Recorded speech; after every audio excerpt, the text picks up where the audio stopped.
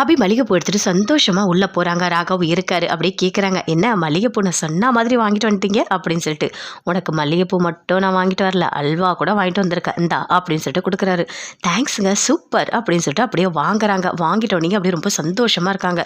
இங்கே பாரு, அது கூட உனக்கு இன்னொன்று நான் தரேன் அப்படின்னு சொல்லிட்டு ஒரு பத்திரத்தை எடுத்து காட்டுறாரு. அந்த டாக்குமெண்ட்டை அப்படியே பார்க்குறாங்க. என்னது இது அப்படின்னு சொல்லிட்டு அபி கேட்குறாங்க.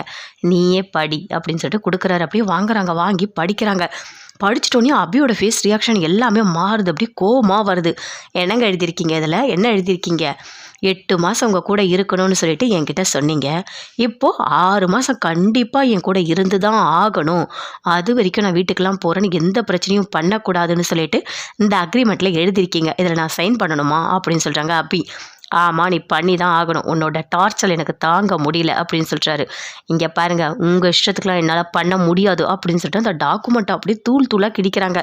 கிழிச்சு அப்படியே அந்த ரூமில் அப்படியே போடுறாங்க. ராகவுக்கு அப்படியே கோவமாக வருது. என்ன பண்ணிகிட்ருக்க அப்படின்னு சொல்லிட்டு கேட்குறாரு. அப்படி தாங்க பண்ணுவேன், நான் அப்படி தான் பண்ணுவேன். நீங்கள் என்ன நினைக்கிறீங்களோ அதை அப்படியே செய்யணுமா? நீங்கள் சொல்கிற பேச்சை நான் கேட்கணுமா அப்படின்னு சொல்லிட்டு அபிக்கு அப்படியே கோவமாக வருது. பயங்கரமாக கோவம் வருது. ஆனால் ராகவால் எதுவுமே பேசவே முடியல. அப்படியே அமைதியாக இருக்காரு.